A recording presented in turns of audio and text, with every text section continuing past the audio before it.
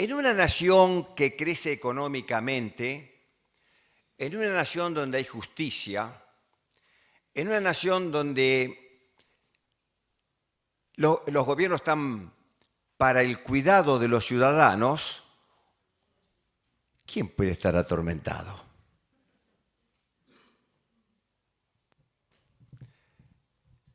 Ustedes han escuchado como yo por mucho tiempo. Parecería que el que está posicionado económicamente puede tener paz y no estar atormentado. ¿Están de acuerdo con eso? ¿Cómo? La persona que consigo mucho dinero está en una buena posición, estoy cómodo, tengo los autos que quiero, tengo las posiciones que tengo. Esa persona está, ¿qué va a estar atormentada? Está re bien, ¿no? ¿Saben que no? Entonces, ¿qué es lo que puede traer paz? Lo que puede dejar de lado lo que nos atormenta. ¿Qué cosa nos atormenta? Vamos al pasaje bíblico y vamos a dar algunas pinceladas con respecto a lo que la palabra de Dios nos quiere decir. Capítulo 8, versículo 26. Ustedes saben que este pasaje se encuentra en los 3 evangelios sinópticos. Dice versículo 26, y arribaron a la tierra de los Gadarenos, que está en la ribera opuesta a Galilea. Al llegar él a tierra, se refiere al Señor, vino a su encuentro un hombre de la ciudad. Características. Endemoniado desde hacía mucho tiempo. Y no vestía ropa, ni moraba en casa, sino en los sepulcros.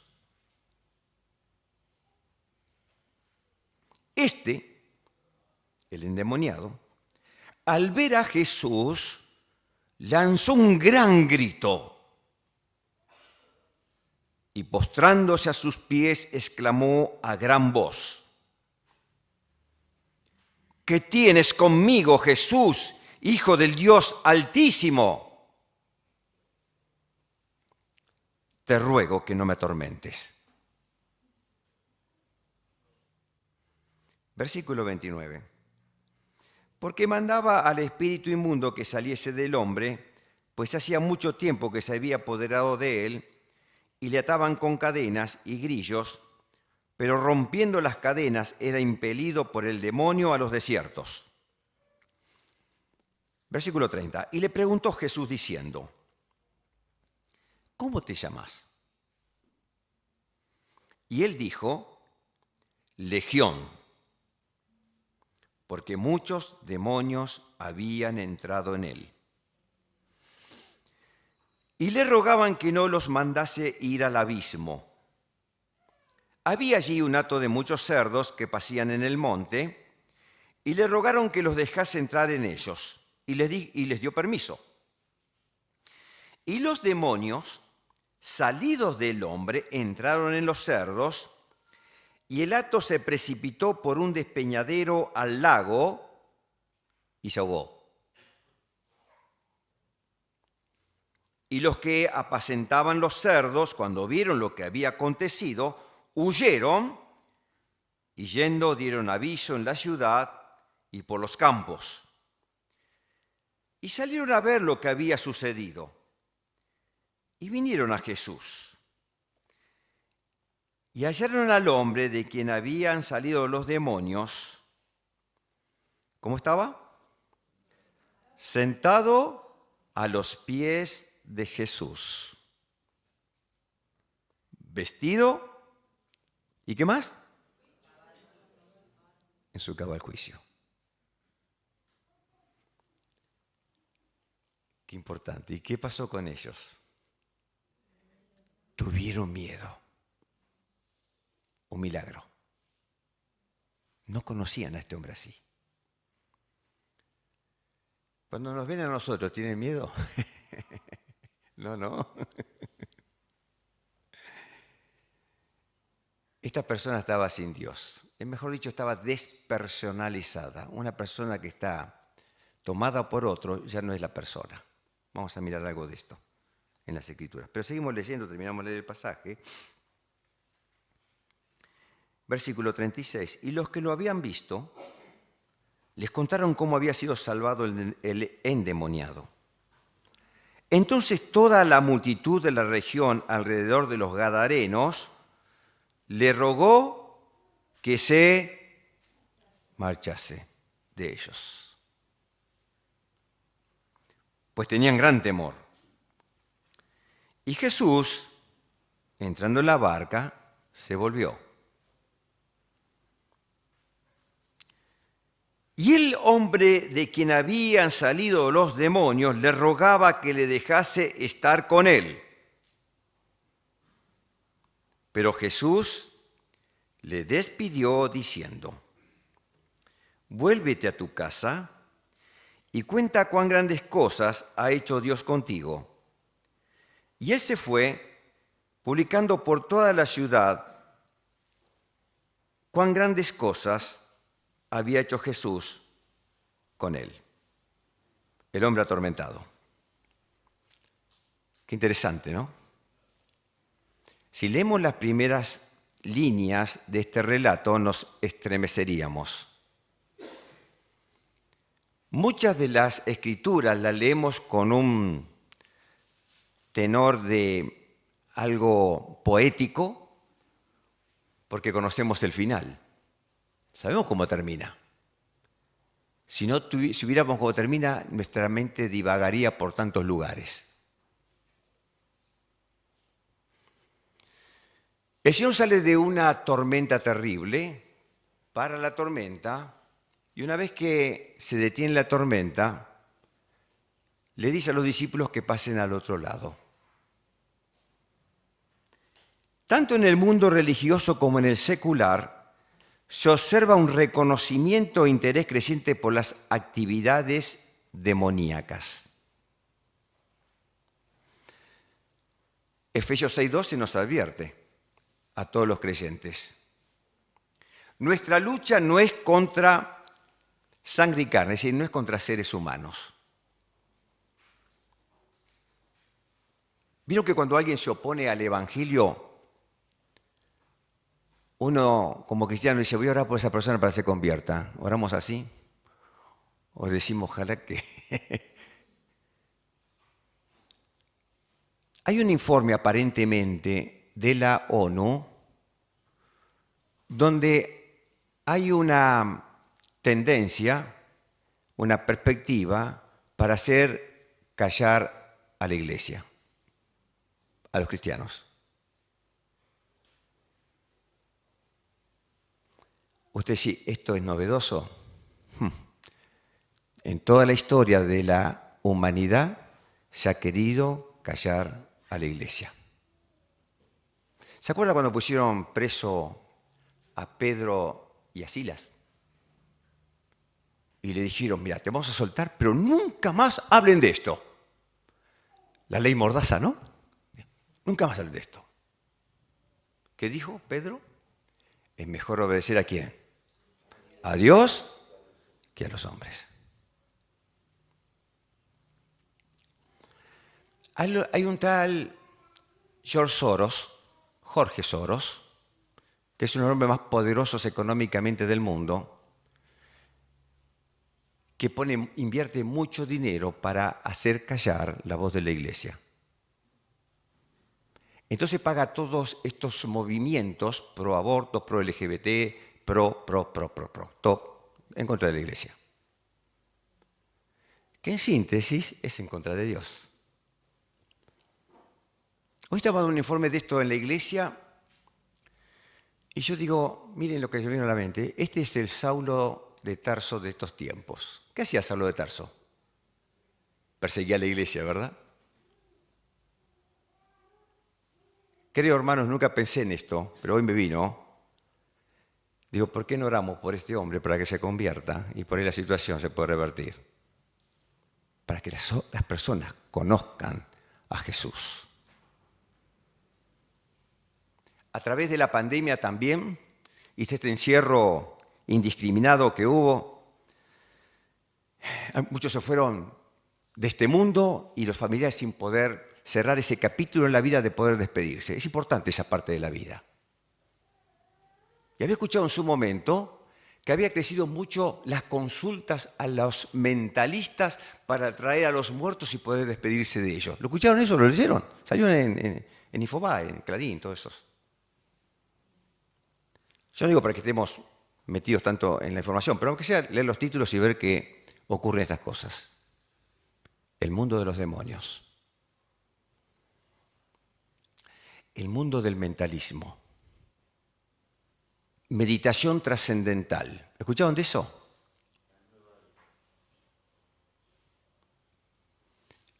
No quita, el hermano, el creyente no debe hacer meditación trascendental, es más que trascendental, está en una meditación con Dios. Pero me hablaba un muchacho que está creciendo mucho en su profesión, en su economía, en sus negocios, y me dice: Ernesto, estaba yo un tiempo muy nervioso y ahora hago meditación trascendental. Pongo a la mañana mente en blanco y salgo nuevo. Y digo: ¿te da resultado eso? Le digo. Sí, me da resultado, me dice. Bueno.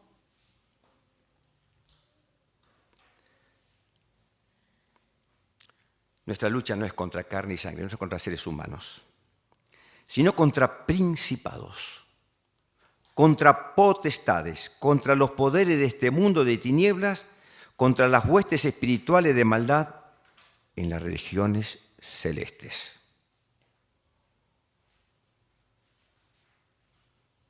Después de la terrible tormenta del pasaje que acabamos de leer y que sufrieron los discípulos con el Señor Jesús, y la calma que vino después de la tormenta, por eso hablamos a veces de no se turbe vuestro corazón, y ahora decimos: el Señor está en el barco, está con nosotros.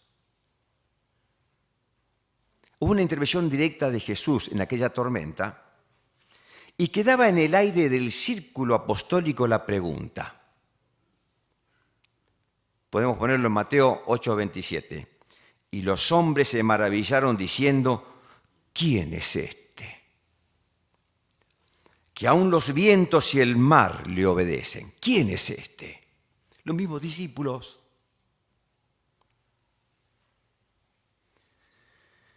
Qué hermoso, queridos hermanos y hermanas, es no perder la capacidad de asombro. Ante un enemigo poderoso que es Satanás, tenemos un Dios todopoderoso, que nos puede librar de las situaciones aún más impensadas. El relato que acabamos de leer nos lleva a una playa en una ciudad, al otro lado del mar, dice la Escritura, y esta ciudad es Gádara. Cuando el Señor baja de la barca y apoya sus pies sobre la costa, un habitante del lugar viene corriendo hacia él. El estado de este hombre es realmente deplorable, exterior e interiormente.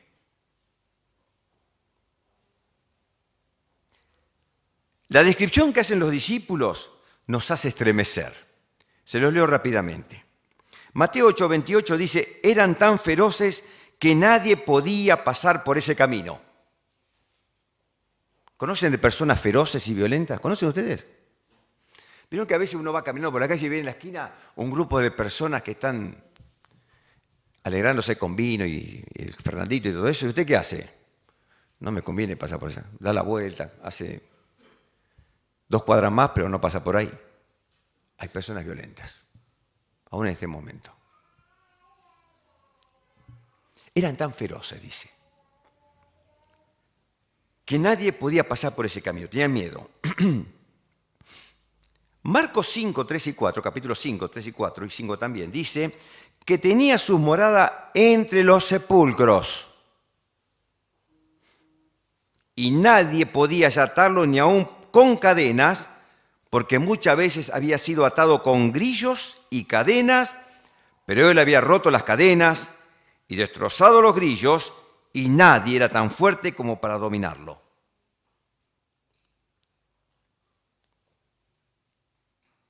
Vivir entre los muertos.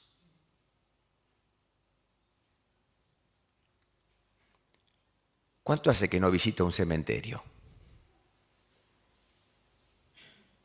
Uno iría a un cementerio, ¿verdad? Iría a la mañana, a la tarde, pero usted entraría al cementerio de noche. Le vienen cosas, ¿no? Miedos. Este hombre vivía entre los sepulcros. ¿Por qué vivía entre los sepulcros? Porque había perdido su familia, había perdido su hogar, había perdido su entorno social, había perdido todo, todo.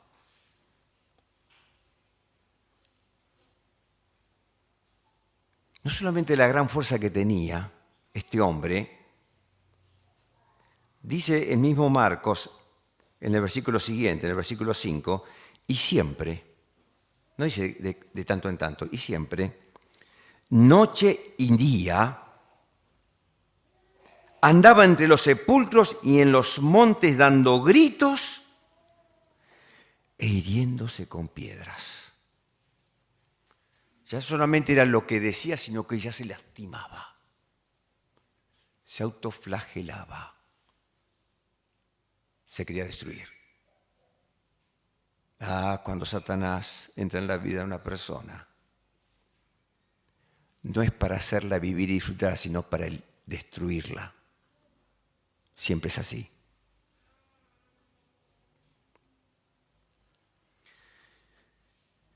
Lucas 8:27 nos dice, y cuando él bajó a tierra, le salió al encuentro un hombre de la ciudad poseído por demonios,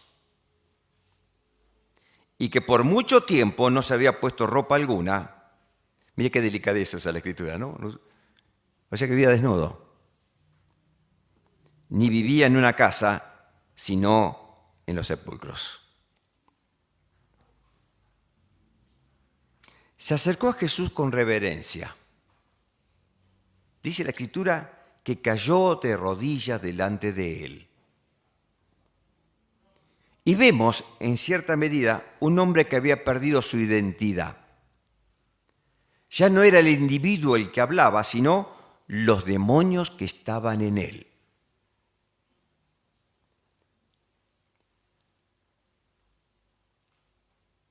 ¿Hay casos de endemoniados hoy? ¿Alguno tuvo algún caso de endemoniado?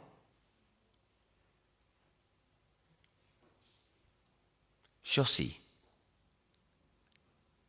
Vino un joven a la reunión y en un momento salió. Ya me habían dicho de cosas parecidas.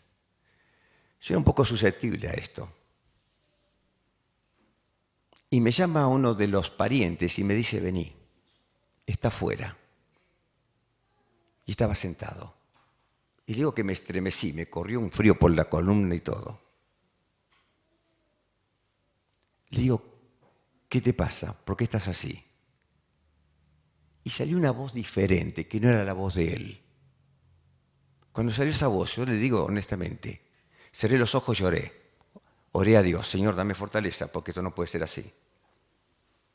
No puedo huir de esta situación. Así que oré al Señor, me dio tranquilidad y oramos por él. Quedó sentado y volvió a hablar en forma normal. Nunca jamás me volvió a pasar. Otros hermanos me contaron cosas similares y yo los veía como diciendo, pero me pasó a mí también me pasó. Hay casos de endemoniados. Quizás no con la voz que cambian ni cosas semejantes, pero que muestran que no pueden controlarse, que no se pueden controlar. ¿Qué le pide el endemoniado a Jesús? O los demonios, porque no es el hombre el que habla, ya están hablando los demonios, fíjense. Primero, le dice al Señor, no te metas conmigo, y lo reconoce como el Hijo de Dios, Hijo del Altísimo.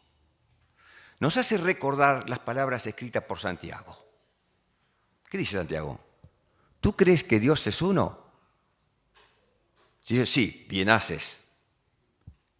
También los demonios creen y tiemblan.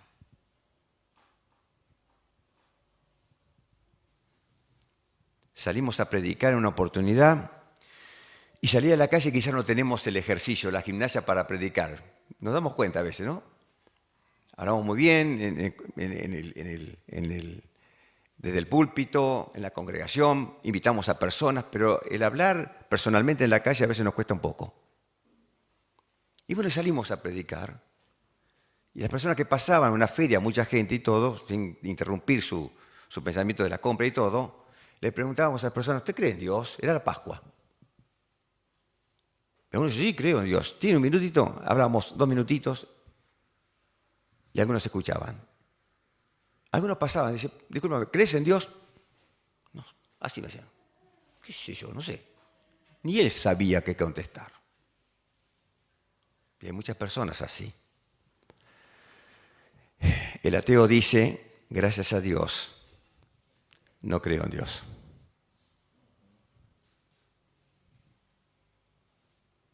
No te metas conmigo.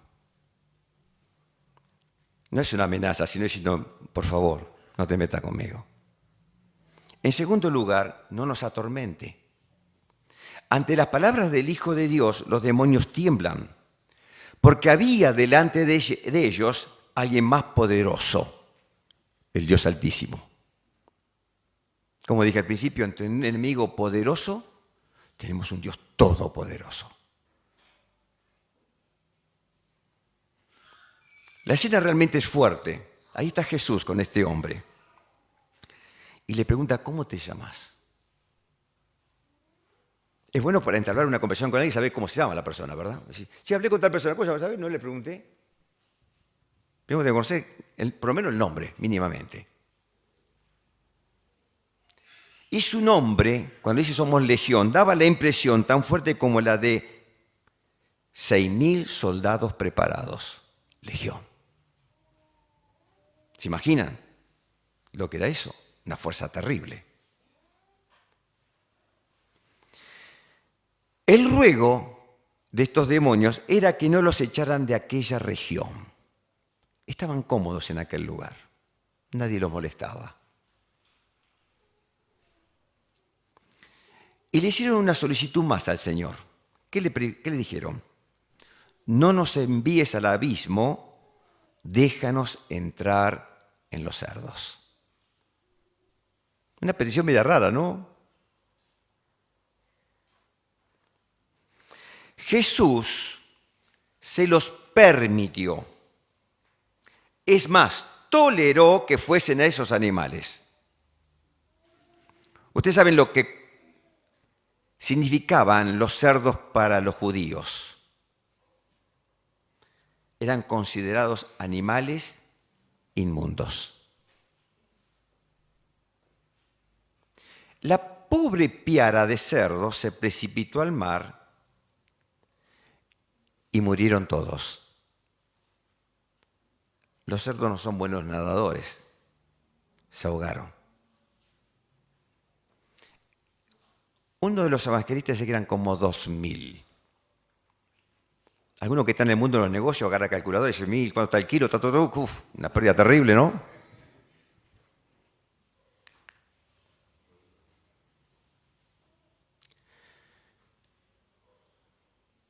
Y parecería que eso extravía nuestra atención, pero nos preguntamos, ¿qué pasó con el endemoniado? Dice la Escritura, me encanta esta expresión, estaba sentado a los pies de Jesús. ¿Qué significa estar sentado a los pies de Jesús? Escuchamos muchas expresiones, ¿no? Estar sentado a los pies de Jesús. Recuerdo ahora a María, que se sentaba a los pies de Jesús para aprender su palabra, que se sentaba a los pies de Jesús, tal discípulo. Habla de reposo. Este hombre no conocía lo que era la paz. Puede ser que en este auditorio haya personas que viven como este ex endemoniado, corriendo de acá para allá. No es violento, no es loco, pero está desesperado por conseguir esto o aquello. Podríamos decir que es una persona normal, pero no tiene a Dios. Por eso no tiene paz.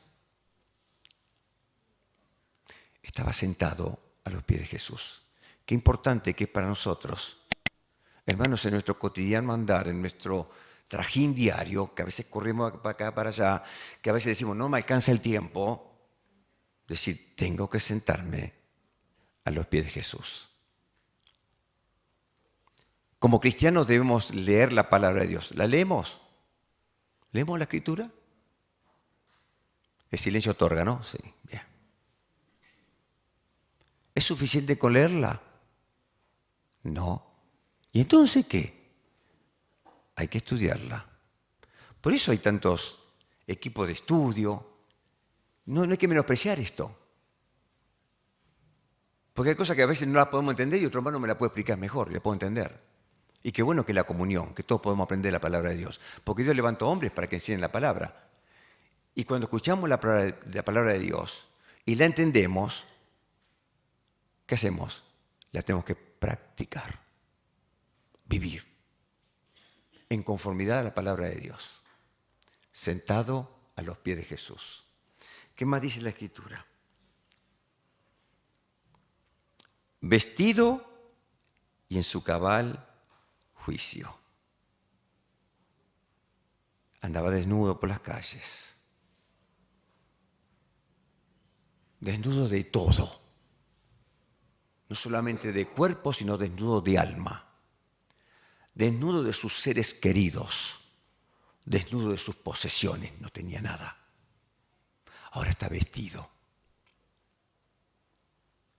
Y ahora es coherente en su cabal juicio. Una persona que ha sido transformada. No pasa solamente con el querer hacer algo, sino ir a los pies de Jesús, porque solamente Él puede cambiar nuestra vida. Cuando nos damos cuenta de la posición o el estado que estamos y que no podemos hacer nada por nosotros mismos, que no hay ningún tipo de mérito, entonces vamos a Jesús, el que murió en la cruz, el que derramó su sangre, que nos limpia de todo pecado.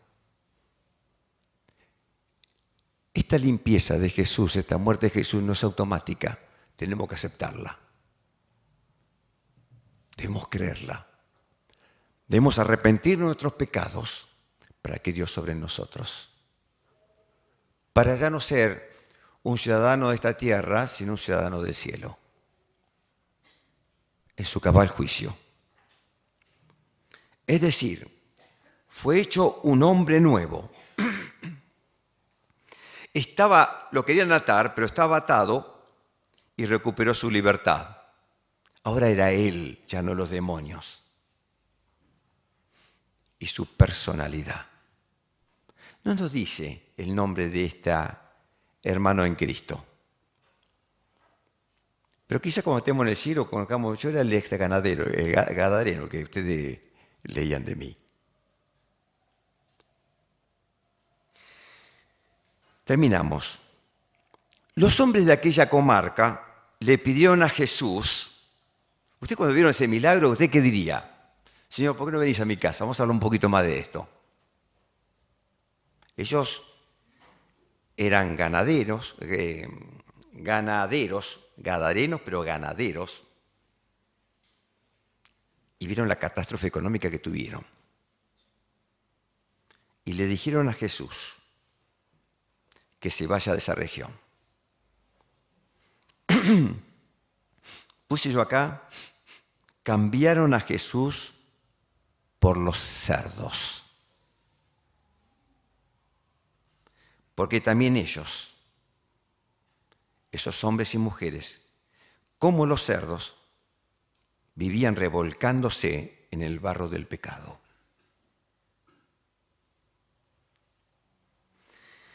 El hombre nuevo, este endemoniado, quiere seguir a Jesús. Pero el Señor le da una misión.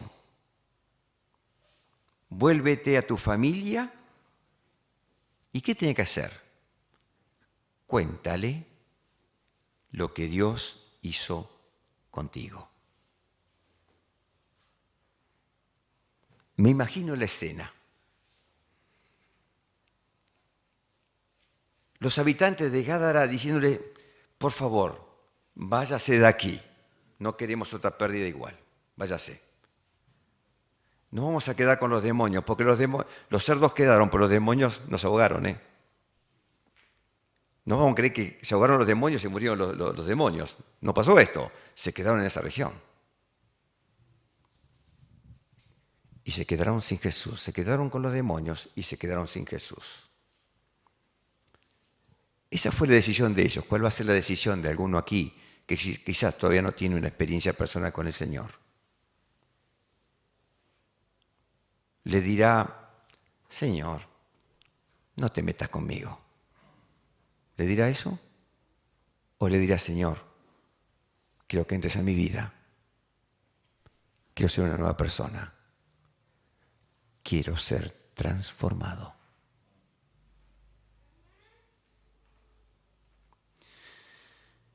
¿Qué nos deja esta historia?